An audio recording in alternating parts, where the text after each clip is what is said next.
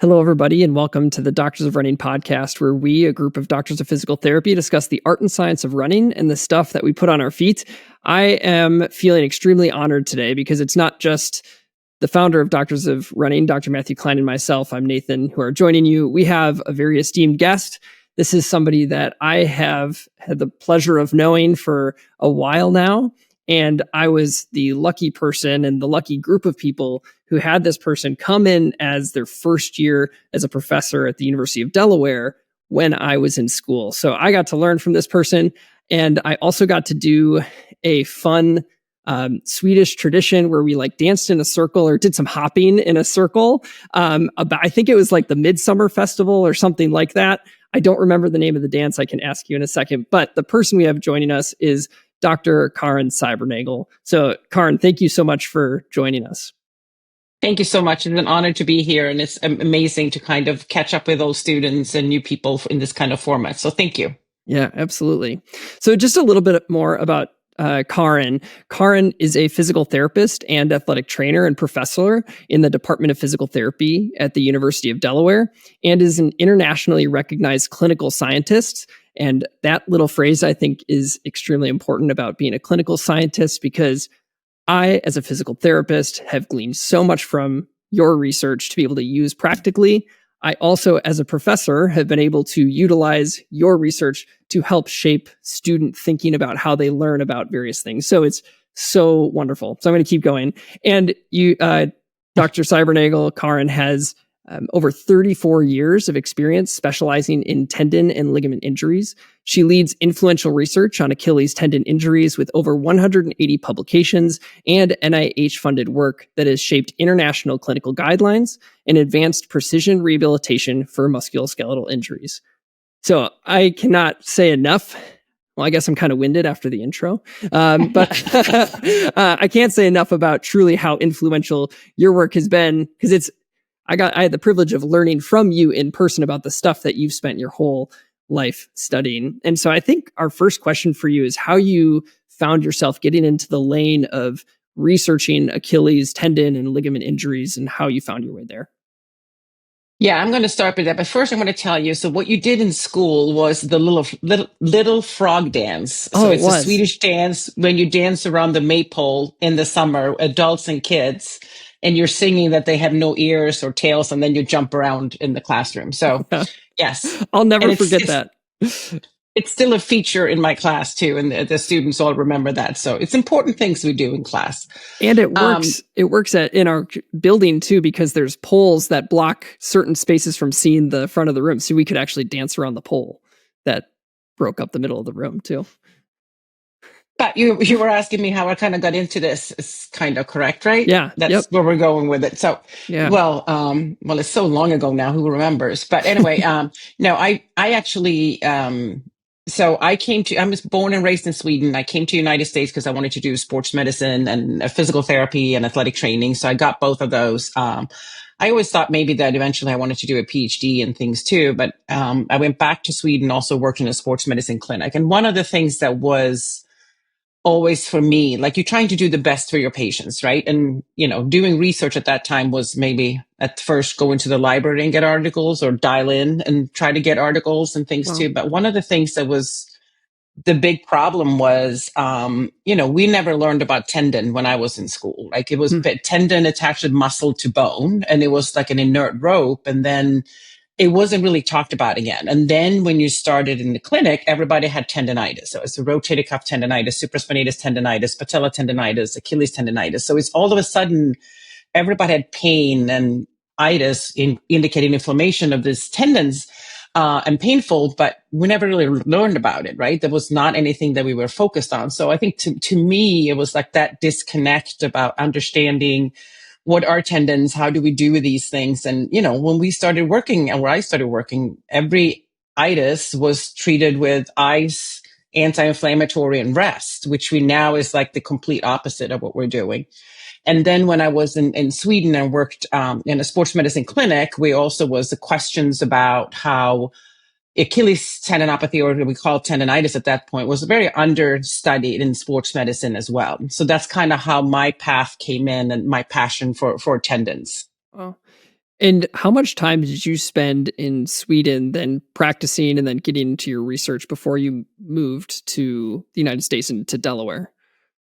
Yeah, so apparently I stayed 10 years in each country or something, but I was in the US for 10 years when I got I had a bachelor's in PT and athletic training, and I worked down in Baltimore in the sports medicine clinic there. And Okay. we worked with the Orioles, we worked in sports medicine, and then, moved back to Sweden after practicing for 6 years and worked in sports medicine in Sweden. And so I went back in Sweden, let's see, 1996, and I started my PhD around 2000. So I was working with professional teams, and I had a really good boss in the clinic that also had gotten his PhD and things too, and really great orthopedics doctors. So that's kind of how my path started. And I really wanted to answer questions that was related to my patients. Like, they had questions and I couldn't answer them. So, Mm. you try to ask all the experts and nobody else has answers. So I'm like, well, somebody's got to do it. So that's kind of how I started. I was really excited about it. Mm. That's great. Well, since we're going to spend time talking about Achilles tendinopathy, which is something that you've spent so much of your career looking at, what we like to usually start with on the show when we really talk about specific conditions is a little bit of the anatomy. So we'd love to hear your perspective on kind of what is going on that makes up what makes up a tendon. You mentioned it was inert tissue. What's the components of that, and how does that influence how the Achilles tendon functions and what it does for us? Yeah, I mean, obviously I spent my career, I think that's the best tissue ever, right? But some people think there's a heart and a brain, but I don't know. Right? Yeah. It's mostly tendon that we work with. But Yeah. the exciting part, and you guys with running, right, and really thinking about this too, is that tendon tissue is really well designed to tolerate really high forces. But if the tendon is too stiff and it's high forces, it's going to break. If it's too flexible with too high forces, it absorbs energy and doesn't recoil, right? So it's designed to really do well of absorbing forces, but then also recoiling. So you can really use this tendon to maximize your output. So the thing with marathon runners, right? If they were trying to run and use the muscle at every step, you wouldn't run the marathon. You'll be really tired and you'll be gone for a little bit. But the tendon can be stretched out and recoiled. And the reason it can do that is how it's built. So basically you have collagen fibers, you have elastin fibers that kind of build the tendon, and you do have blood flow in the tendon, but very less, because if you had a high blood flow, high turnover in the tendon, it also couldn't tolerate load for a very long time. So it's like perfectly designed to manage the metabolism that it needs. And then when you're thinking about that, so that's kind of how it's built if you're thinking about from the structure and up to. And then the next thing, when you come to the Achilles tendon, which actually we got a grant for together with Stephanie Cohn that I work with, is now starting to look at the subtendon of the tendons, right? So we consider the Achilles tendon one tendon, but now we're also trying to figure out, what piece come from the medial and lateral gastroc, what piece come from the soleus, because they come together and they're twisted. And the reason what happens with a really good twist, because if you have something that's perfectly straight and it's elastic, it gives it even more stiffer. But if you do a twist too, it can absorb even more energy and then recoil, right? So the design is absolutely, for me, absolutely fascinating, right? So you have basics of what tendons is that you can translate to a lot of other tendons. And then each tendon is probably more integrally designed for its purpose than we have thought. And a lot of researchers now, even from UK, like Hazel Screen in the UK and things, and people looked at horses talking about,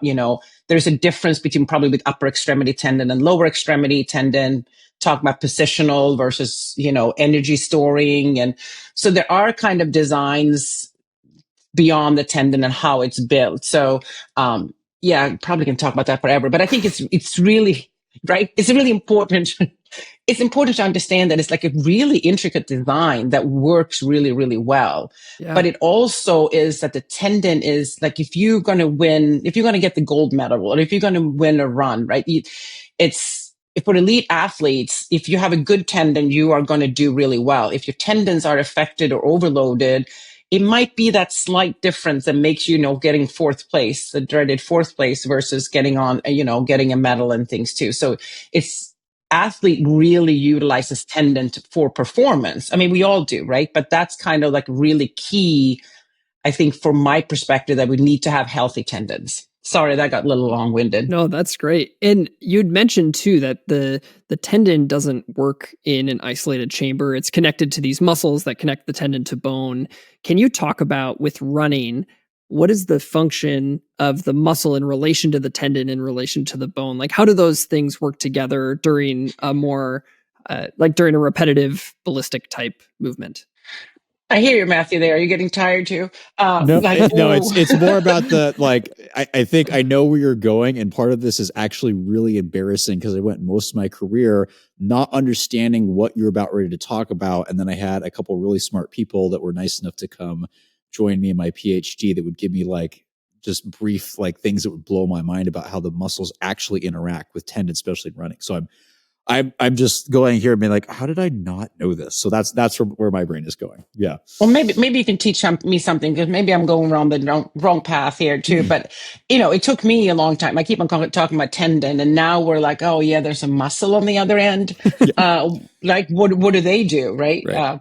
But I think that so now I can talk about that forever now too. Like, it's intricate, but what you need to think about when you are running, like, the muscle is not going through eccentric, concentric contraction, lifting you for every step. Because if you were doing that, you will run out of energy really, really quickly, right? So the muscle, for a lot of times, are just there to kind of hold on. It's maybe simplified, right? But if they're holding on to kind of stabilize the tendon, then you can quickly stretch the tendon just like you do a rubber band, and then you get the recoil. So it's that kind of balance that you're getting depending on what you're doing. But for runners, that's going to be really, really important. Mm-hmm. Because you will run out of energy in your muscles otherwise, versus the tendon has a really low metabolism, which means it can tolerate stretching out and recoiling, stretching out and recoiling for a very long time.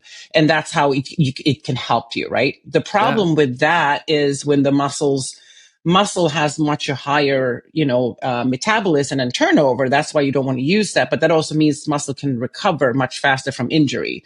So tendon has lower metabolism, and that's also why once it goes down the path of injury, it takes a lot longer for you to recover. So it's perfectly designed for what happens, but it also explains why why does it take time to recover? Yeah, that makes sense. And go ahead, Matt. I want to bookmark that conversation. Karin, I don't know if you know some of the things that we've talked about, and I think Nate mentioned there's this new phenomenon out there called super running shoes, where they have these new very tall stack height, these very intricate foams, plates, and this unique combination of them.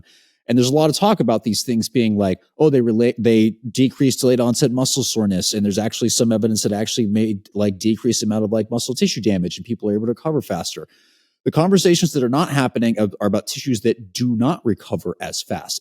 One great example that you just mentioned, tendon, another one I think about all the time. We don't have the evidence on this in relationship to these shoes, and I'll ask about this later, but bone is the same thing going. These things don't, heal as fast. I think it's very important for our listeners to kind of think about there's these interesting tools, but you can't fake your way out of tissue healing timelines. And tendons are one of the things where they just take longer to adapt and heal for the reasons that you're talking about. So I just wanted to bookmark that conversation because we'll probably come back to that. Yeah, we'll definitely be coming back to super shoe conversations and just getting thoughts on it. I'm also curious when you talk about the function of the muscle being this kind of in an isometric state where it's holding on and it's allowing the tendon to go through this elongation. When we're in the clinic and we're assessing somebody's function of their calf complex, we're often doing a heel rise test or some sort of, especially in a clinic where we don't have lots of equipment. Do you think that that's a good proxy for understanding how the muscle can function during running, doing a maximal heel rise test? Or what sort of considerations do you have for seeing how's the calf complex doing in its readiness to run? Yeah, I mean, I think it always gets very complicated, right? But even if it works isometrically, the muscle still has to be really strong to kind of cover, right? So what do you evaluate? And that's something, I spent the better part of my career too, trying to figure out what are the evaluation, what are the methods you want to do. And I think that the key is, and my pet peeve is, people want to have that one measure. And I think that we need to, I don't probably have seen, we're talking about tendon domains, like domains of tendon health. Like all the domains need to be properly or working properly in order to kind of looking at it. So when I developed for my thesis too, we were really trying to look at understanding muscle endurance, but also looking at power, right? So we were trying to do eccentric and concentric power standing with the weight, because I really didn't like the the dynamometer, probably because we had a kin come at that point that didn't work very well. But trying to look at the ankle, right, in isolation and not standing. So I'm like, we need to evaluate it standing. So we developed the heel rise test to really kind of see how many times, but we could also measure the height and the total amount of work based on your body weight. And we also did it in the weight machine when you had the weights over your shoulders. So we tried to do different weights, because you can evaluate power by adding weights, right? So at one point, your power decreases because the weight is too much. You can kind of find that balance. So we did starting from concentric power, and then we did eccentric concentric power, because we were thinking, okay, the tendon is more active in the eccentric concentric. So now we can evaluate the tendon more. And then we added on plyometric, like hopping, that really used the tendon more of the bouncing and those kind of things too. So we've kind of abandoned the concentric and eccentric concentric. It's really hard because there's a lot of repetitions they have to do. And then you have the weight through the shoulders, and then people have shoulder problems, back problems, and those kind of things too. So we went into we've done more of the jumping and all that too. So that's a long story to say that basically what we know, one of the risk factors might be for Achilles tendinopathy, and what we now see in actually kids, they were done in master athletes. I'm really interested in young kids with Achilles tendon too. And what we see is that one of the risk factors is probably some kind of calf weakness, right? So if you have weakness, even if you have a good tendon, you probably can develop overuse. So there needs to be a balance. So you need to have some kind of measure of the strength. But strength is not, or endurance is not the pure thing that you need to evaluate. You get really excited. What were you thinking? I was curious about the type. You were mentioning strength or like force out weakness. What type of weakness? I'm curious. Is there a particular one? Does it go across all the domains? Sorry to take this off the rails. I just get excited. No, I mean, I don't know all of it. Right? Because we do right now we do our endurance test, and then we do the jump test too. Now we have the HUMAC. So now we're doing the MBICs, and I did the MBICs in my postdoc too, right? But I have a problem with understanding. We can go down this path too. Like the problem with plantar flexion is that plantar flexion is not the calf and the Achilles. Plantar flexion torque is you have flexor hallucis as longest, flexor digitorum longest, tibialis posterior, peroneals, right? So sometimes, some of the research we are looking into now is if you think that's purely load on the Achilles tendon and calf, we might go down the wrong path when we're testing really long strength and things too. So, because you have the inhibition of those muscle and you're compensating with others. So I'm thinking that max MBICs was really exciting, but now I'm like, well, maybe the endurance is better because you might use more of the calf and things too. So I don't really know, but I can tell you more of some of the research we're doing. That makes me feel better because I had no idea. And that was with my research when I was looking at master's runners, I thought for sure that looking at like max, like isokinetic or isometric force output would definitely find what I was looking for. And I didn't find any difference between those with Achilles tendinopathy and those that were healthy. And I'm like, there's no way. And the only thing I was able to find, even the running mechanics weren't actually significantly different. And it was only until I actually made them hop that I started seeing differences. And then I felt dumb because I just did concentric and eccentric, and I didn't do like a drop jump test, which now I'm much more familiar with, going, why didn't I do that? So I was just curious from one of the experts to go, hey, is there something I need to be paying attention to more? But hearing I don't know is also helpful.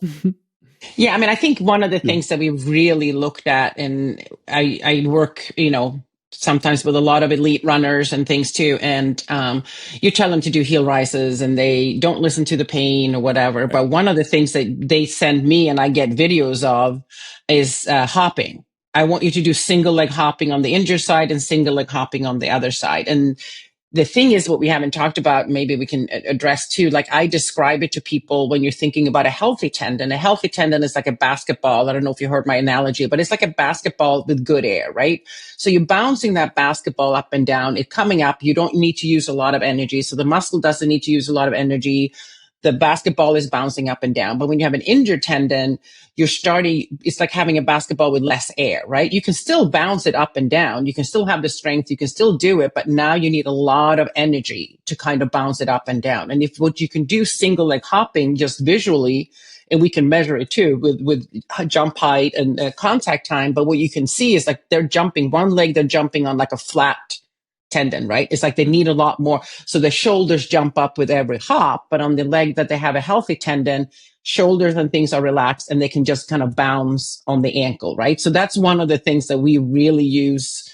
And I use a lot when I consult with people is like, oh, can you help me? Or send me a video of you hopping and I can tell you what's going on, like those kind of things too. And do you have is it like a pogo hop where you're like having them hop in place? Is it a forward hop? Does it matter? Oh, okay, got it. Yeah. We do the pogo hop just up and down on one leg because it's easiest to see too, right? There might be some more forward and we've seen some other loading, but it's, sometimes you have to, I think we go back to the simple thing. Pain on palpation and hopping quality is like back to basics and you can tell a lot from that. Yeah, that's fantastic. And you also started mentioning like risk factors for developing pain in the Achilles. And you'd also previously talked about how we always called it tendonitis. Now we tend to call it tendinopathy. Can you just talk about what is happening at the tendon when somebody's developing pain there? Yeah, I'm trying not to get too excited and go off track too much, right? But I can talk about this. Yeah, I can talk about this forever. But so basically, I mean, the more I learn, the more I feel like I have no idea in that kind of sense too. But from the basic perspective is thinking about it that the tendon, you're really loading it, right? So you have this kind of tendon has turnover, and we think maybe you have certain areas that have more turnover than others. But a healthy tendon doesn't require a lot of turnover. But as soon as you start overloading it and you've kind of loaded it in the tendon, because like anything, like you train, you don't necessarily get better from the training, you get better from the recovery from the training, right? So when you have the tendon and you have the overload and then the tendon try to recover, and the tendon can also get stronger and bigger and better designed. But if you're starting to kind of get something that tips you over from not having enough recovery, and that can be like the biggest risk factor is training, overload in training, right? Not having enough recovery days. You see that in master athletes, right? The ones that have had more running for a longer period of time, they are going to get injured. So somehow the tendon can't keep up for that kind of recovery. And that's kind of the big thing. And when you start doing that, you're starting to break it down. And it's probably like a tipping point when you start seeing that there is not enough recovery and people can manage, and then they're tipping over. And now you're starting to get these changes and the tendons become more compliant, like the basketball. You can start seeing swelling. The tendon is getting bigger, more disorganized. When I started, we thought the disorganization was like the fibers were breaking apart in some areas. Now we more think that they are more separating. You get swelling. So they break apart separation, but maybe not in full length. So there are some changes, and swelling might be part of that too, right? So now you have a tendon that's like more compliant. You see more fluid. You can see ingrown blood vessels and kind of things in that area. So that when you're looking at that with imaging or do biopsies and things to see, that's what we call tendinosis. It used to be called tendonitis, but there's really no high activity of acute inflammatory process. There's always some kind of inflammation because we need inflammation. And it could be part of that this process doesn't have enough inflammation either, right? Because inflammation is part of kind of the initial, and then you have the recovery. So it's kind of those pieces when you're kind of thinking about that, you have it as a tipping point. And I think what's important when we're thinking of people, training is the key one that we see, that especially with runners and things too, they don't have a lot of other things. But it also, what we've learned in our studies too, is that there are other things that might give you the tipping point, which is metabolic risk factors, right? People with prediabetes, cholesterol. So there's a lot of other things that might also cause somebody to have that kind of not tolerate the normal running. It could be you have a runner and then they've been sick, the body is not recovering as well, and the training the same. So some of those kind of things you can really see. I went on a tangent again. Sorry. That's great. No, this is great. This is great. Not a tangent. It was beautiful. What do you think when it comes to, you mentioned a couple risk factors already, the calf strength being one of them, training errors being another one. Are there other things? And I guess you just talked about metabolic conditions too. Are there any others that if people are, because a lot of people listening to this are like, okay, I don't want this to happen to me. How can I minimize my risk factors? Are there any other of those kind of controllable risk factors that you know of that would be good for people to think about? I mean, I think we're really concerned with certain medications, right? We've always been fluoroquinolones and ruptures. I have somebody now that looked at it too, and maybe it's not quite as bad, but some people can react to fluoroquinolones within 8 days and increase the risk of ruptures, right? So that it's an immediate, and some people don't have that kind of change. So some of the medications might affecting the health of the tendon. And people are, people with, other comorbidities and diseases obviously affect the tendon. You see that less in them runners, but even when you talked about the masters runners too, right? Being able to control things like cholesterol and pre-diabetes is what we're really interested in right now, and looking at might be really, really, of relevance. But then the other thing for the key for the runners is you probably don't have enough recovery. I think that's the key, right? One of the things I've seen with the elite runners or the elite athletes is thinking about this basketball, right? You have a basketball now and not bouncing, meaning you were running and you're like, I'm not doing as well as I did. Like I'm half a second slower, or I'm not getting the time. And the problem is people then train more instead of recovery, right? So now you're going to run. Yeah. You're going to do more and more and more. And then you're getting worse and worse and worse, right? So instead of thinking about like, if I'm going down, I need to recover and I need to take more time. And I think for me, working with a lot of runners is me telling them, you will be fine not running 10 miles a day, right? Take the recovery time. And I think that goes in with the other risk factors, right? Because you need to sleep. All the students, you need to sleep, eat, rest. All of those are equally important, not just the running. I think that is absolutely the hardest thing with runners to kind of figure out, I think. Yeah, absolutely. That's great. And now let's kind of shift from the like preventative side to like, hey, now I know I have this, or I think I have this because I have pain when I squeeze my Achilles. It hurts to run, it hurts to jump, whatever. What kind of things can people do for this? What's kind of the best practice for management? And you can kind of circle in, when can people work on this on their own versus when do they need to see somebody to help them out, and your perspective on that?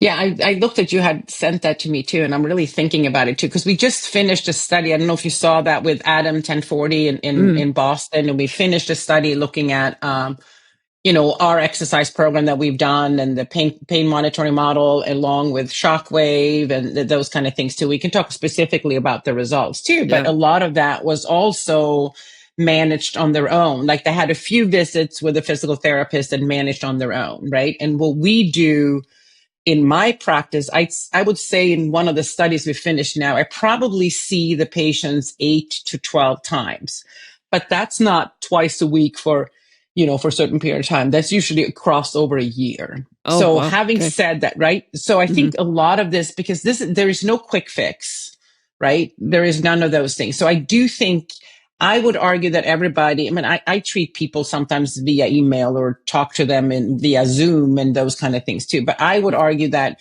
the best practice would be to go and see somebody that is well versed in running injuries and Achilles tendinopathy, because you want to make sure that somebody can evaluate what the differential diagnoses are, right? You want to make sure that this is the diagnosis. Once you're sure that this is the diagnosis and somebody can measure where are your deficits, are there any other things, that kind of thing too, then I think you can really start with a rehab program, but we can get into specifically what the rehab program, because the tendon needs loading to recover. And the running loading is that really fast, high speed. It's a little different. And when you're going to stimulate the cells to recover, you want to do this heavier strengthening. You want to strain the tendon over time to kind of activate the cells to recover. So the training program is strengthening, and then it's really trying to figure out how do we moderate the loading so you have recovery and things too. And a lot of that we do with training diaries. Like it's more like that. I think the question kind of is, can you do it on your own, and when can you have help, right? It's the same thing as like, if I'm going to be a good runner, when do I need a running coach and when do I not need a running coach? A little bit of that is kind of the same, right? But having somebody that guides you, and I've had people with Achilles tendinopathy and runners, and they do really well, and then they've kind of stopped doing their exercises, and then they started running and they hurt, and they called me and can I come back to you so you tell me to do the exercises? I'm like, well, but it's like, I need you to tell me. And we do training diaries too. So we're very adamant about, you write down, what exercises did you do? How was your morning pain, worst pain? How much running did you do? And then I really look at that. I still use paper ones. But I really look at that. I have the template that you gave us still. Exactly. I still use that template, right? Because it's not what you did today that relates to the pain. It's like the pattern over the weeks that helps me guide, especially for runners. It's like, okay, you want to run 20 mile. I think we can do it this day, but then you need 2 recovery days, and then we can get a shorter, faster run in, like starting to build that puzzle together. And I'm not a running coach, but I do work on those pieces. And then I work with the running coaches and the runner to try to kind of figure out the pattern. That's great. And I want to actually, if you're up for diving a little deeper on one of the things you mentioned, you said the type of loading that you get from running is different than the heavier resistance training, slower movements. And one of them stimulates the kind of regeneration of the tendon, the other one doesn't. Can you just talk about the why behind that and what's happening? Yeah, I mean, you have to ask the tendon if you want to know the why, but I don't know. Maybe it's something in the design. No, but I think if you're sorry, it's late here. My watch already put me to sleep. It so said you're in sleep mode. I'm asleep. Yeah. Basically, if you're thinking about it too, right? You have the cells that actually sits within the collagen and things too. And what we've seen, and Aram Patzes in Europe has done a lot of the studies in health, like what kind of load builds the tendon to be bigger and stronger. And that seems to be that if you're loading with heavier load, you're going to strain a little bit more. You probably get more activity from the cells, and they're going to respond to that, right? Versus running is that really fast loading that you probably need to train too, but it's a very different input. And the way I put it in perspective and for my patients is it's like, have you seen a weightlifter or a bodybuilder or whatever? And like, yeah. Have you seen a marathon runner? It's like, yeah, they look very different, right? So they train very different. They both train the same amount, but how they train matter for the response, right? And I think it's the same for the tendon. If you want the tendon to be stronger and bigger and tolerate more, you need to do the kind of strength training to let it do that. And then in order for it to tolerate like the quicker load and things too, then you do the running or you do the plyometrics and those kind of things too. So I think that's how we're looking from the tendon. Yeah. And then I also learned that there's a muscle too, right? And the muscle needs more of that heavier load to kind of build as well, right? The muscle needs to be loaded enough for it to respond, to get stronger. And we know that the weakness might be the problem. And I think with the runners that I've worked with, sometimes giving the idea that heavier strengthening is going to be a really beneficial part of the rehab is hard to swallow or process, because they are like, I don't need heavy strengthening to be able to do the activity that I want to do. And so I think it's helpful to think about the why behind it. So that's why I wanted you to go into, okay, it's a time stamp to stimulate regeneration or stimulate cells in a way that help them with your recovery process. And it's also not going to bulk you up. That's, because that's sometimes the fear is like, oh, I'm going to bulk up from this and have decreased running economy. Yeah. And I think that's, really, really important to think about, because especially as you say, do you go by Matthew or Matt? It is both. Matt, for easier sake. I'm going to go by Matt. If you're talking about master runners or others too, right? Is you're talking about, you're testing them and they're not weak. And then you're telling them to do heel rises. And they're like, well, why do I need to do that? So I think it's really important to, no. The heel rises for you is medication to your tendon. Yeah. And you don't do that just a little bit. Like if I'm giving you blood pressure medication, you take that every day. You don't stop when your blood pressure goes down, right? It's something that you continue. So the exercise is to kind of address the tendon. And then we can design it to help the muscle and things too, right? But that's really what it's for. And that's, for me, it's really critical to kind of give the tendon that medication on a consistent basis. And we can talk about what's the best way to do it. It's probably a ton of different ways, but the tendon needs the loading to get the medication. And especially for runners and others too, is like you need to give that medication at least for a year after the symptoms were gone. Like you're not recovered until you've had no pain for a year. You just got to keep on doing that. And people don't do calf raises, right? It's like, that's what you needed for running. What are you going to do? Quads and little biceps. And so it looks good. I mean, it's like, I do this for NFL, talk to NFL and NBA, and, you talk to strength and conditioning coaches and how are we going to prevent Achilles tendon rupture? I'm like, well, how many of you do heel rises when you go into the gym? And you get like 10% say yes, right? So I think that is to me is, well, that's my pet peeve, clearly. Yeah. I think to add in, you got me on this, because normally I'll tell patients, especially the master that I'm working with, is like, one of the reasons I'm doing heavier dosaging is based on the literature of knowing, like you talked about, that tends to make more tissue changes. If we're trying to change tendons, the cells respond much better to those slower, kind of higher strain rates.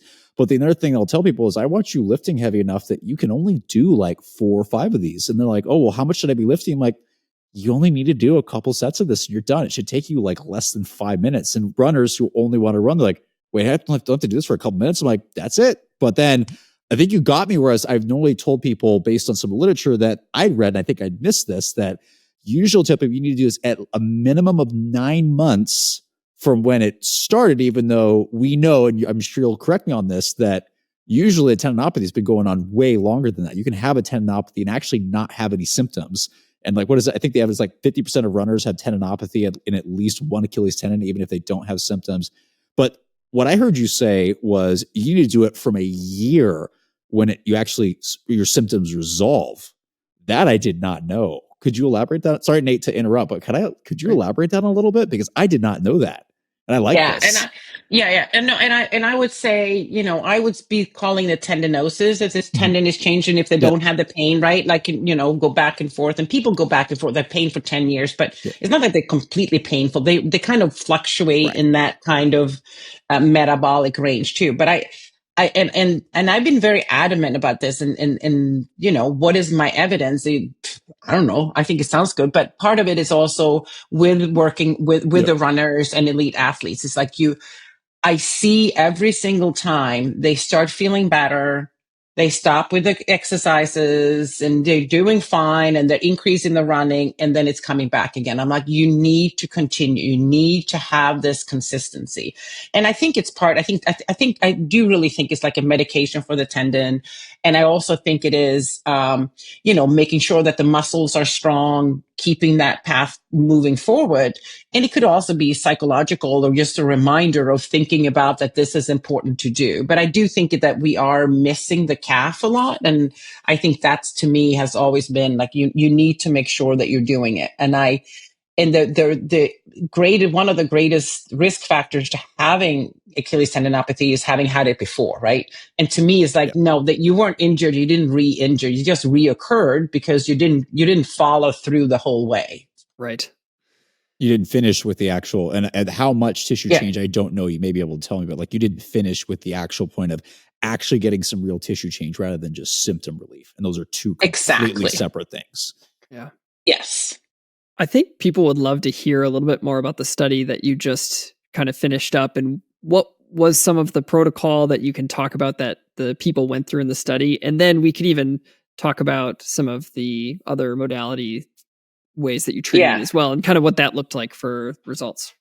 Well, I think so. Taking a step back, this kind of started with my PhD, and we kind of developed, and we haven't gotten that fancy, and it still works, right? So, basically, what we're doing, and this is my joke a lot of times too, because I'm from Sweden, but Håkan Alfredsson with the eccentric protocol, he's from northern Sweden. I'm from more southern Sweden, and then you have the Danes starting with the heavy, slow resistance training. So I think when you live in northern Sweden, you exercise twice a day because you have nothing else to do when you live up there. In my program, we exercise daily. So we just do the heel rises daily kind of program. And then the Danes do it 3 times a week with heavier load is because the Danes are lazy. So that's kind of, no, but I love it. But I think the interesting thing is that we are not that different in the outcomes, right? So I don't also think you need to think about this. Like, so you need to do the heel rises. So when we start, we do daily heel rises. So we do bilateral, single, we can do some eccentric to kind of get that daily load. And then when we kind of progress through the phases, people can do more heavy, maybe 3 times a week. Some people do that heavier more 3 times a week. Some people do daily at home or with a backpack at home. So, but it doesn't seem to be now in the studies that maybe the extreme heavy load versus the moderate load might not be that big of a difference when you get started. Like, so the key is to do the exercises and get some consistency. The other thing, as you know, too, from our program too, is using the pain monitoring model, which has been influential, I think, from abroad, from a lot of injuries too. And it came from my PhD advisor that started with patellofemoral. And I think the key is tendons don't like rest, right? If you don't have any input, they're not going to recover. And that's actually detrimental for tendons to have complete rest, especially for tendon that is pathological. And too much is kind of negative, right? So the problem when I started and we talked about my history with tendonitis was like, oh, you can't have pain. We're not doing anything and nothing is happening, right? So we want to make sure that you have this load. So we have the pain monitoring model when we're talking about serious, no pain, 10 is the worst pain. And 0 to 2 is the green zone, right? And then up to 5 is acceptable when your exercise is and above a 5, then you've done too much. And we use that to grade the number of running, not necessarily during running, because once you start running, you feel good. It's more like what you feel like the next day. Yeah, exactly. The day after is going to be really critical. And this has been really working well into designing both the exercise program and the sports activity. And we've seen that if being active, following the pain monitoring model, you can actually continue running while you are doing the rehab. You just need to really modify and give recovery days. And I think that was one of the studies in my PhD. And I think that was one of the most influential things that I've done, because runners, people come, like, you tell me it's going to take 9 months to a year. Like, were you crazy? I'm not going to run for that long. Because runners and golfers are the ones that's going to threaten you, right? If they can't do what they're doing. Yeah. And maybe CrossFitter like me too. Like, it's like, you know, I got to do this, right? Yeah. So I think that the influential is like, no, you can continue running as long as you have the pain below. We can start. And for some of them, it's just starting half a mile, right? But I think it's kind of understanding, especially like Matt, if you work with master athletes, right? If they stop running, maybe it's good for the tendon, but now the cartilage, like the recovery is going to be extreme if you stop everything. Like, you really need to have a level the body is doing really well. So we kind of, with the pain monitoring, you can continue doing that with modification while you're doing the strengthening. So the heel rises is going to be critical. And then we can talk about a little bit about how you're doing it. Can I take another tangent? Yeah. Can I go off on that? Yes. So the thing that we're working on the subtendons too. But the other thing that we're working on is what I think is really interesting is, so there's been the heavy, slow resistance training and the moderate resistance training from the patella tendinopathy. And I know the Danish group, I think now is doing it also for Achilles, like heavy, slow versus moderate. And then people have compared our exercise program with, you know, this and that all. And it's the outcomes are fairly similar as long as people are very consistent. There's variability between the two. So I'm really interested is like, when we're training, we're talking about, we have flexor hallucis longus, which is really big after ruptures that can compensate and things too. So we are now using what's called a tensiometry, thanks to Stephanie Cohn and Daryl Thielen has developed. So you can tap the tendon, and depending on how much tension, you can kind of see this wave speed. So you can kind of get an idea directly what the tension is in the tendon instead of using inverse dynamics to calculate the load, right? And what we've done now with one of my collaborators in Brazil, João Durigan, is, and I have one of his PhD students now looking tendinopathy, but what we saw in healthies, when you do in the HUMAC, like lying down, plantar flexion, knee straight, pushing as hard as you can, MBIC, right? Okay, MBIC has much, you get high torque. And then you can measure the wave speed of the tendon there. And then we put NMES on the calf and we turn up the NMES as high as we can. And we get a torque about 60% lower. But when you're looking at the wave speed that measure the tension, it's only 20% lower.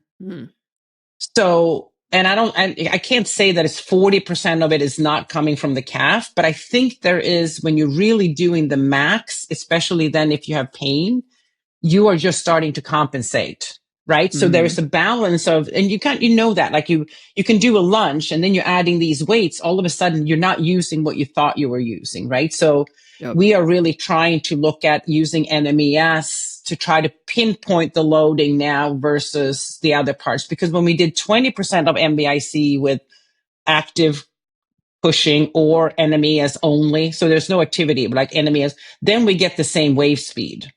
Wow. Right? So, yeah. Does that make sense?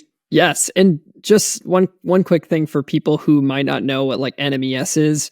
Basically, you're taking electrode pads and putting it over a muscle that's causing the muscle to contract without you having to volitionally do it with your brain. And because of the position of all of these muscles, the pads are going in a spot that's going to selectively activate more of those the ones that are closer to the pads, which are your gastroc soleus, which flow into the Achilles tendon, versus these deeper ones that could be part of that compensation. So just to bring people up to speed there a little bit. Matt, did you have anything else on that one? So this is what I just have a joke. Let's go for it. Yeah. I was going to say, what? So when you added NMES to this, were you shocked by the results or were you expecting that? Oh, that's brilliant. I'm going to use that one. You're welcome to take that. Yeah, totally take that. We were shocked by the results. Yes, please.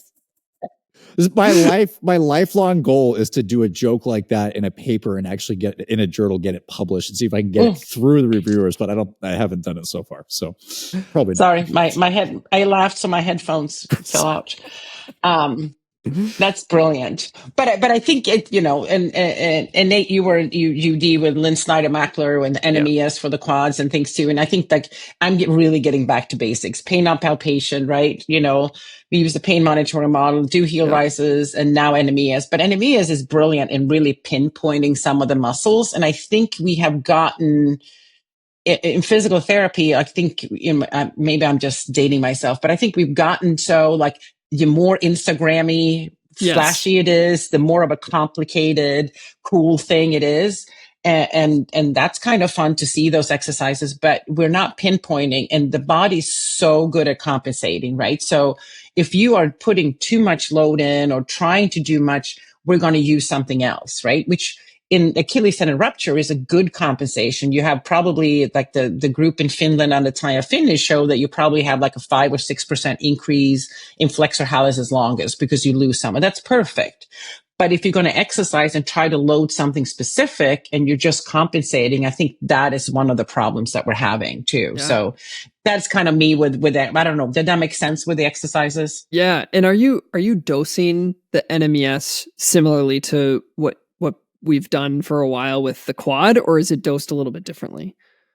So yeah, we have the quad where you're kind of dosing it. So it's we wrote papers on it. It's a whole discussion of should you active muscle contraction or not active muscle contraction. If you're going to build strength in the quad, no active muscle contraction up to 50% of the MBIC to really build up the quad. For the calf, we're doing it a little bit differently now too. We're trying to partly just kind of increasing that in standing to kind of activate that too. But we also do it more like FES too. Like we can do it with the contraction. Okay. So you can do heel rises with it and things too. I don't know what the best is. We haven't really designed what's best, but I know a lot of my friends in Sweden have done it for a long time too. It's supposed to after rupture and those really to try to activate it. Great. It's fantastic. There's so many other things that I want to ask you about, but I think it would, one more question on some of the rehab stuff. And then I want to talk about shoes with you for a little while. Cause if we don't talk about shoes, people get upset because this is the Dark I want to hear you talk about shoes. But when it comes to the rehab stuff, I think you talked about Instagram, like kind of taking over and saying, hey, it has to be a little bit more sexy, a little bit more complicated. It makes it pretty cool looking. One of those things that does get more airtime are some of the newer modalities that are used, including like shockwave therapy. And that was part of the study that I think you said it was part of the study that you just did. What's your current take on the use of shockwave therapy for Achilles tendinopathy and what it's looking like in terms of its efficacy? Yeah, I mean, there's a lot of things. I am not a proponent of putting, inside of the needles, like all the tenex and scraping that. I like the tendon to kind of recover with the exercise. But I also always said, and this is what Adams quote me all the time, but like sometimes I'm like, the tendon just like we exercising it, but it's just kind of, it's stuck, right? I need to get it. So I need a hammer. I just want to whack it. So you get an inflammation. And kind of, you know what I mean? You kind of want to get it started. Something needs to restart it. You kind of want the inflammation or whatever. And that's to me is by shockwave. We did radial pressure waves versus the focus, right? Too. But that to me is where the shockwave, I'm like, it fits in my life view, I guess too. I just want to whack it, but I'm not allowed to do it with a hammer. Apparently that's frowned upon. It wouldn't be acceptable.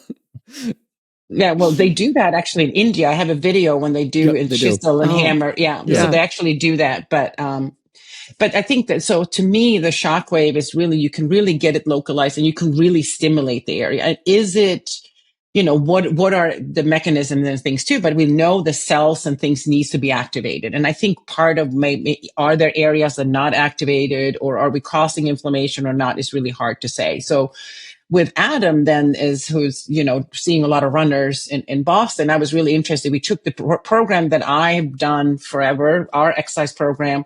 We added shockwave to one group. So it was exercise shockwave, and laser. Those three groups. Later on, it was a crossover and those kind of things as well. But they got the exercise program. They got help with the PT, but a lot of it was on their own. And what we could see is like in the early stages, it seems to be a little bit of increased recovery, a little bit faster in the shockwave exercise. We didn't see much difference with the laser, right? But it can be a lot of different reasons for doing this, but these are in runners. When you're starting to see kind of over time, that difference might get more closer. It might not be that big of a difference in a year. But if you're a runner too, if we can maybe jumpstart it, if it's short-term jumpstart it a little bit, it might be a benefit along with the exercise. But you do have to have the exercise with all of these things to kind of jumpstart. So I think that is really exciting. So maybe that is something we need to do too. But I think that what Adam has taught me too is like, he only does like 3 treatments with shockwave. It's not like it's not like you're doing every day and before you go out on the NBA players on the court. Like it's something you do to try to get it started and then moving forward. So I'm excited about that study. I think we need more studies, but the evidence is starting to climb up that shockwave might be the one thing that actually much better than PRP. It doesn't have shown as much evidence and things too. And what I want to say, what I got excited about from our results, biased as I am, but the exercise program with the exercise group only, the recovery on the VISA score, which is the questionnaire we use, is pretty much identical to my randomized control trial from 2007. Oh, that's cool. So, right. So it looks very similar, like in the recovery over time in the group that we can see, so and where they are at 12 weeks and I think 6 months or whatever too. So to me, that is important too, because I always say that you can show anything is equally good to exercise or better than exercise if you do shitty exercise, right? So you need to make sure anytime you look at these things like, oh yeah, this was better than exercise. Exercise didn't do anything, but the evidence is that exercise doing something. So it has to be both of them has to be good to kind of move forward. So I think shockwave is really, really interesting. And, I'm sure there are other things too, but again, I really want to emphasize none of that works without exercise. Yeah, that's really great. And like you said, that is kind of the most exciting part is when you have something that was done. Wow. Now, what is it? Oh, don't do the math. Some sort of years ago, 1 or 2 or something, 2007, 1 or 2 years ago. But that you're getting similar results now, it validates the process, that is pretty exciting. Let's turn and talk about shoes. Oh, go ahead. Sorry. No, and I designed the program, but it was done up in Boston. I wasn't there, because otherwise, people are going to get better if I treat them sometimes because, I Googled you and this, and like you have those kind of extra, but this worked similarly to what we had done in Sweden. To me, that was validating. Okay, shoes more important. Yeah, of course.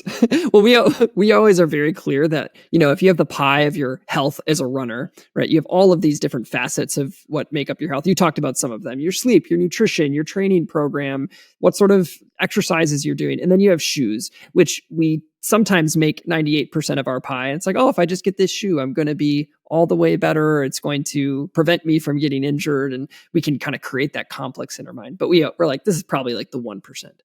But it is exciting to think about what we can do with shoes and what we can learn about the current landscape of shoes. So, Matt, you had brought up super shoes before and how some of those types of shoes can alter loading profiles.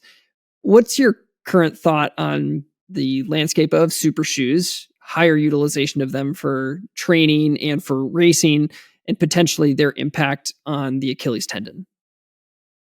Yeah, I mean, yeah, sure.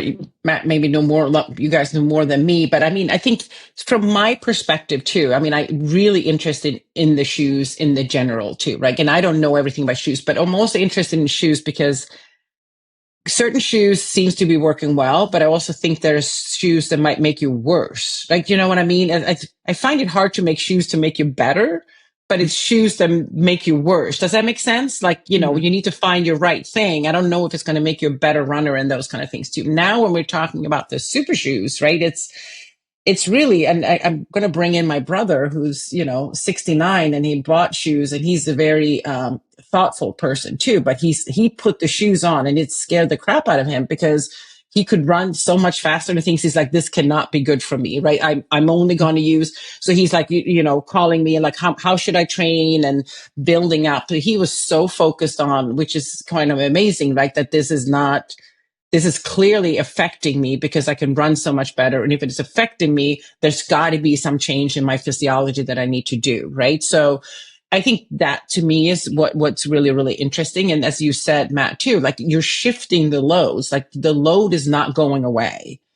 The load is going to end up somewhere, right? So I think that is every time when you're looking at like, it used to be barefoot or forefoot or rear foot runner and those kind of things. The load is there somewhere and maybe you get a little bit of support moving forward, but I think that is the problem. So that's kind of what I'm really interested to hear what you guys have to say about it and what you see. Matt, you want to go? Sure. So I'll jump in a little bit so the evidence suggests thus far, and there's a lot more that we don't know about this. And so some of this is going to be a little bit like clinical testimonial level 5 evidence that I'm going to talk about, but that, yeah, some of the designs, and we don't know what component, we don't know if it's the combination, what specifically, but we know some of these factors like the rocker geometry, some of these softer foams certainly do redirect forces away from the foot and ankle, especially like the ankle joint, end up maybe to the knee and the hip. So we know that that's where that's a lot of times going.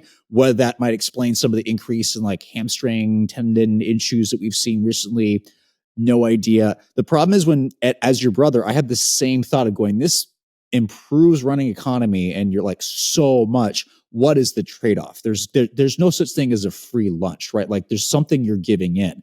And I don't know if is it actually decreasing the load? And you just mentioned that tendons need load. If you take that away from them or reduce it, they don't respond as well. Now that I might be wrong, and there might be someone who the load of running is too great for the tendon, and this actually modulates to a level that's maybe better for them. There's going to be other where maybe that's too low and you see changes. Who knows what happens in those that actually have pathology? But what people have to also realize is that is assuming the shoe is actually lining up with their biomechanics perfectly. It can also go the opposite way, where if you have a shoe that is too stiff, you're actually, no matter what's in it, you're going to still increase the load through the Achilles tendon and ankle plantar flexors because they're pushing off harder. So there's so many factors that depends. I guess my question for you is, if we have a shoe that may theoretically, assuming you get the right one that matches your mechanics, matches where, your metatarsal phalangeal joints actually go through and it does reduce that, is that necessarily something we want to use all the time? Because that technology is now bleeding in to all shoes. It's getting harder. It's not that you can't. We're actually seeing a slight the industry is actually flipping back a little bit, where we're starting to see things that are actually more flexible and less stiff and maybe a little bit more moderate in terms of the height. So maybe we're going back that way. But right now, there's not many things that don't have super components. So I'm curious, how do you think that affects us? And do you think there are possible risks? Or is it all positive, great, we should not be questioning this? If I can run faster, I'll take a super shoot. But if I could run, no. But I think what you're really getting at too is like we have a study going on with Elisa Arch, who's a professor at UD as well, and I have been really interested, mainly from the Achilles tendon rupture. Like she does AFOs for strokes, right? Ankle foot orthosis and those kind of things too. Can we get a AFO to use during the rehabilitation so they can run 10 miles, but now we're loading at the 7-mile level, right? Can we modulate the load so we can continue? Because I want all the other tissues to have the same load. So that's kind of been my goal, thinking about those things. But one of our PhD students just did, so we do some pilot data now with people with healthies and people with Achilles tendinopathy doing AFOs with different stiffnesses to see, and then we're using the tensiometry to look at the tendon. So you have the AFO on with no stiffness, right? And then you have moderate and high loads, stiffnesses. And it's just pilot data, and she's going to be working on it this coming year too. But it never turns out the way you think, right? Because it seems like the no stiffness, okay, so you had low stiffness and you had decreased load, but the stiffer it got, all of a sudden you have higher load in the tendon, right? Which is probably like, so I think there is probably some optimal offloading maybe we can get to kind of help.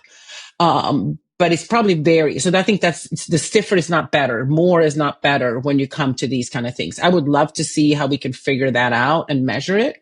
But your other question too, like, do I want to completely offload? I don't think I want to. Like, there's two things that I'm a little concerned about. And this is also my clinical experience over the years. Like with the pain and the inhibition, if you inject, and this is a study, I didn't do it. Somebody injected pain in the tendon. I think there was the Danish study, and then you see inhibitions of the muscles. So you get inhibition of the calf and soleus with the pain, but you still walk. So now the other muscles are starting to work more. What I've seen a lot of times with elite athletes too, like the foot intrinsic, sometimes I think gets inhibitions as well. So you want to have strong foot intrinsic muscles to push off of, right? It's not just Achilles tendon lifting the heel, you have the whole foot. So I'm a little concerned when you're making some of these changes, like all the other muscles. And we talked about flexor digitorum longus, flexor hallucis longus, and the foot intrinsic. When you're starting to change this balance, are you going to start causing problems, right? And it's kind of what happened way before. Like we put more and more cushions and more support, and the muscle works less and less. And are we kind of in that balance too? So I don't know if you've seen that with the runners or no. There hasn't been a way to specifically measure like intrinsic muscle activation in the types of clinics that I've been in, but I work with, we do biannual screenings with the cross country team that we have in town here. And there's definitely a difficulty in I would say the utilization of super shoes is very, very high. Even in a more rural, smaller Division III school that I'm at, that runners are using them in the recreational population too. It's just very, very high utilization, both for racing, but also now for training, because it feels so good. So it's just the thing that they're going to do. Something that's definitely true that I don't know if it's true for everyone, or if it was true before we saw them in their current training cycles, but their ability to even utilize their intrinsic foot muscles is very low. Toe splay or isolating different motions with their small or their big toe is very, very low. And so we usually give every single runner that's coming through, like, hey, let's start working on these things just to have them get activated and be utilizing them. But it's hard to say if that's tied to the super shoes. But one of the things that I think about and talk with runners about who are very, very, very high users is there's a couple things that are going on. One, if you have a shoe, like I'm thinking about, for me, there's a shoe there. They don't have this model anymore, but the Rocket X2 from Hoka had a certain drop, and the rocker portfolio was a little bit later. And so I couldn't really get up on the rocker. So my calf was always shredded after using that super shoe that's supposed to improve your running economy. All the studies that look at running economy, some people have worse running economy, some people have better. The average might be, or, Walter's study back in 2017, like the 4% was better, but there was a range. And there's definitely the ones that just aren't going to work for people. I think the other piece is that when you're utilizing a shoe that does even make it your running economy maybe better, you can run, like your brother said, like run faster. I just feel great. There should be some level of pause on that, because if your body's adapting to that level of load from that shoe, if it is helping you, if you're going back to a typical training shoe, now can you no longer handle that typical training shoe because your body has started to adapt to this new shoe? So that's one of the things that I have conversations with the runners that we work with, is just thoughtful progression towards and movement away from, if they're planning to do those transitions. But I think if you're in the zone of using a certain type of shoe and type of load, and you're not planning on going away from that, if you can make sure that you're doing all of the other management things, I think you're probably in an okay spot. But it's this transitioning to and from the type of load that you're getting in some ways. But, So, and I think that, go ahead. I was going to add one thing too. We talk a lot about the tendon and things too, but some people have insertional Achilles tendinopathy too, right? So the big problem with the insertional too is that that's when you have compression. So tendons are really good for tensile force. They're not very good for compressive force. So the insertional Achilles tendinopathy, if you have compression between the calcaneus and the Achilles tendon, because the Achilles tendon doesn't attach on top of the calcaneus, attaches like on the posterior part. So when you go into too much dorsiflexion, right? And, when you're getting it to that kind of end range, you have the tendon wraps around the calcaneus, and now you have more compression. So the insertional ones, I think it's a bigger other problem. And I think those are the ones that we sometimes need to have surgery to kind of remove scar tissue in the bone too.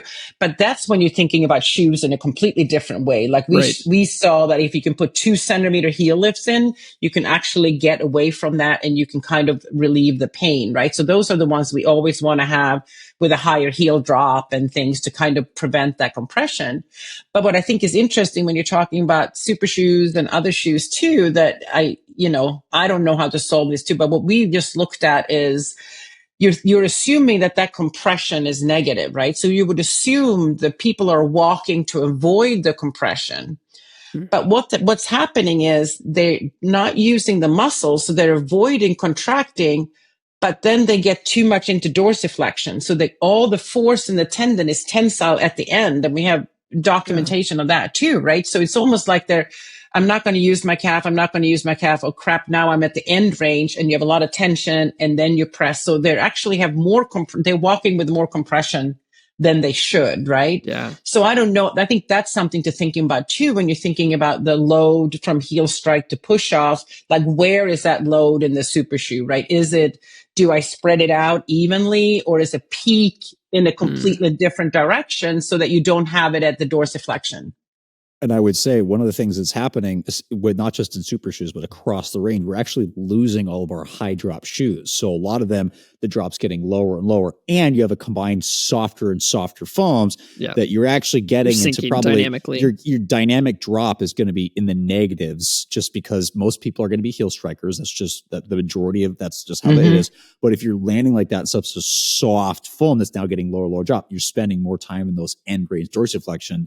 And like you said, there's the more compression, and that's also the area where your calf actually has to generate, the other plantar flex have to generate the most torque. And if you're weak, good luck, because that's where you absolutely need to be super strong. And most people, I don't know if they have them. So I don't know if people are ready to be using, if they have they've trained adequately or prepared their body adequately to actually utilize these shoes. I think they're just jumping in. They're like, oh, it feels great, rather than going, it's kind of like running. People jump into running going, oh, I'm just going to use this to get in shape, without going, you actually need to get in shape to run. It's the same thing for CrossFit, same thing for anything.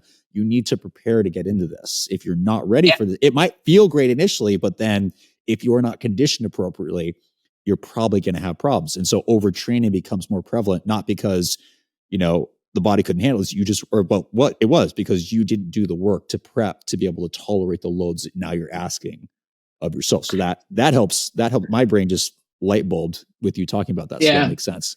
And I think that what I want to leave the runners with, that maybe listening and things too, is that what I've seen a lot too, and what you need to thinking about is, I usually call it like a three to 4 to 5 week kind of range. Like, because in Sweden we have a half marathon where I live, and the weather is crappy. You don't want to run over Christmas, and then people want to start, right?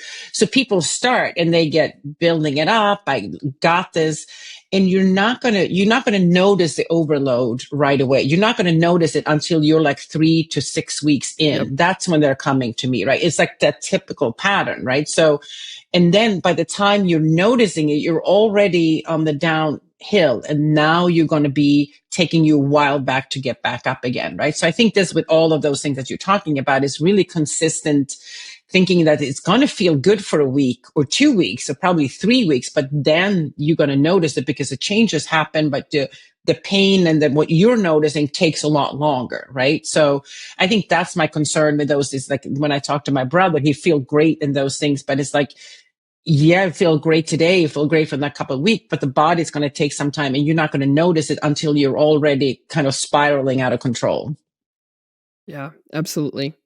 Well, Karin, thank you for giving us all of your time. I know that we could ask you questions for probably another couple hours, but we're already 10 minutes past what I promised. I would make sure that I kept this to so that we could all go to bed, especially you being on the East Coast. So thank you again for sharing your expertise and spending this time with us. It's been a privilege, and we appreciate it. Thank you very much. It was my pleasure.